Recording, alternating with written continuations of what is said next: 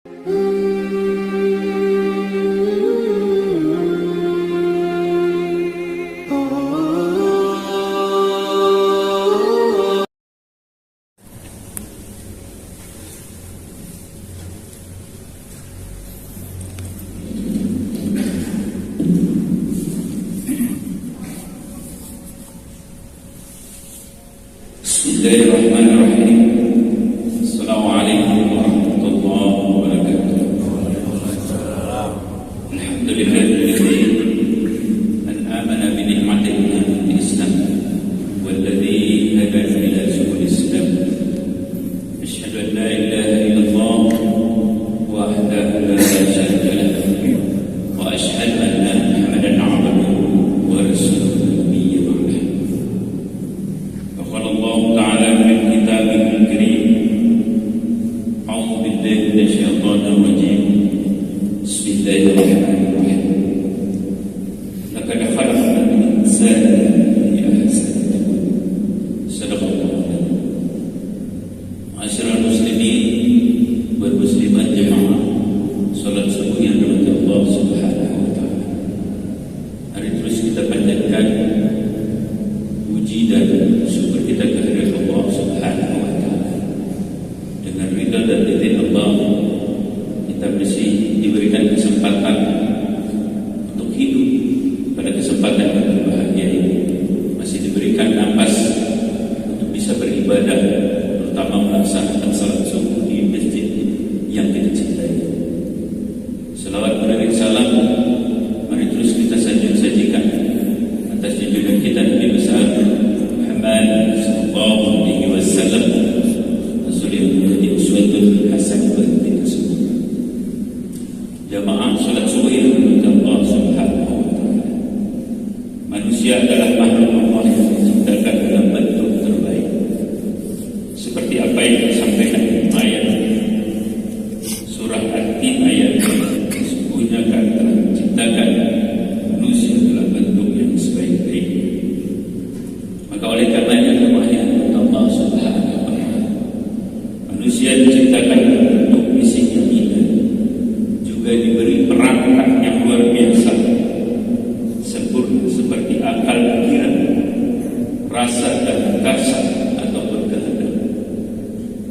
Jemaah yang mulia, manusia berbeda dari makhluk Allah yang lain, baik itu makhluk atau mohon maaf disampaikan binatang yang melata di sekitar kita semuanya. Allah Subhanahu wa taala. Malaikat juga adalah makhluk yang diciptakan hanya memiliki akal tanpa diberikan syahwat dan nafsu. Hewan dibekali syahwat sehingga hidupnya hanya mengikuti keinginan kebutuhan badannya saja. Makan, minum, dan berhubungan dan segala keinginan yang bersifat jasmani. Sementara setan diciptakan hanya dengan bekal nafsu, sehingga sepanjang hidupnya selalu ingkar akan nikmat yang diberikan oleh Allah Subhanahu wa taala. Jamaah yang dirahmati Allah Subhanahu wa taala, ada kita mendengar bahwa ada makhluk hidup untuk makan, dan kita manusia makan untuk hidup.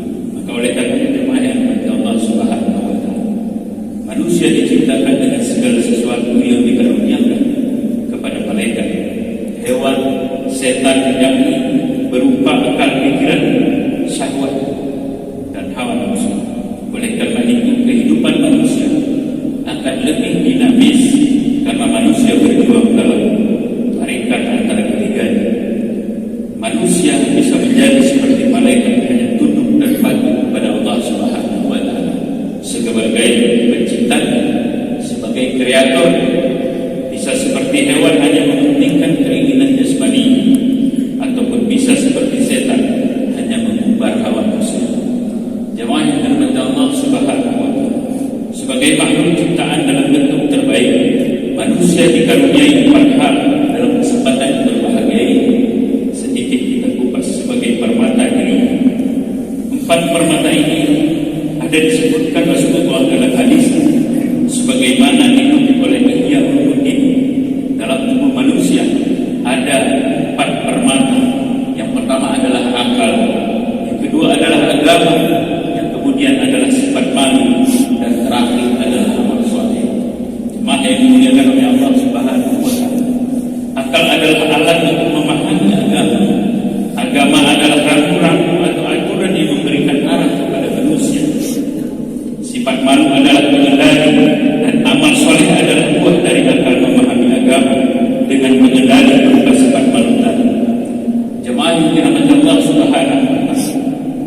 menjadi pemimpin dalam tubuh manusia untuk memahami mana yang hak dan mana yang batil, mana yang patut ataupun tidak, mana yang harus dikerjakan ataupun ditinggalkan.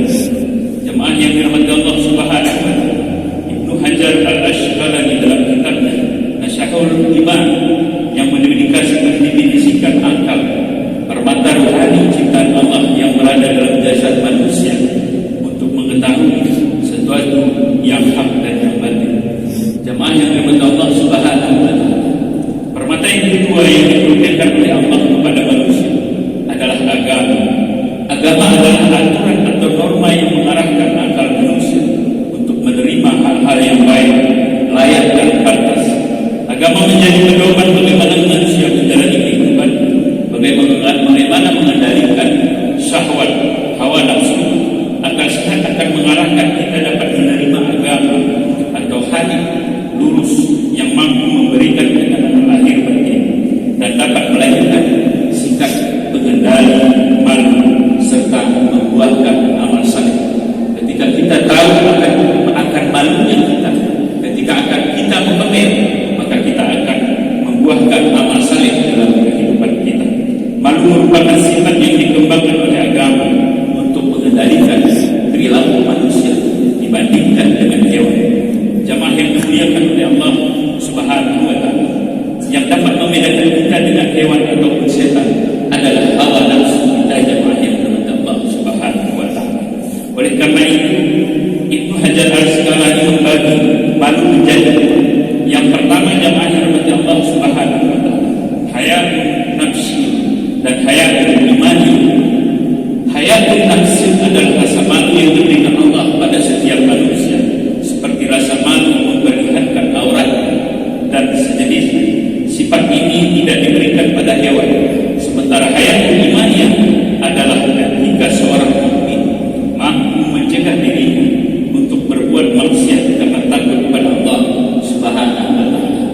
Jamaah yang dimuliakan oleh Allah Subhanahu wa taala, sifat ini hanya diberikan pada orang mukmin yang mampu menggunakan akalnya untuk memahami perintah dan larangan Allah. Karena itu wajar sekali jika Rasulullah sallallahu alaihi wasallam pernah memberikan nasihat kepada sahabat malu berbuat maksiat, malu meninggalkan perintah agama, malu tidak berbuat baik dan lain sebagainya. Malu adalah sebagian dari iman. Jamaah yang dimuliakan oleh Allah Subhanahu wa taala, yang terakhir permata yang dimiliki manusia adalah amal saleh, yakni perbuatan yang patut dan baik menurut kaidah agama. Amal saleh adalah buah dari kemampuan kita memahami agama, menjalankan perintah agama, serta kemampuan kita mengendalikan sikap dalam kehidupan.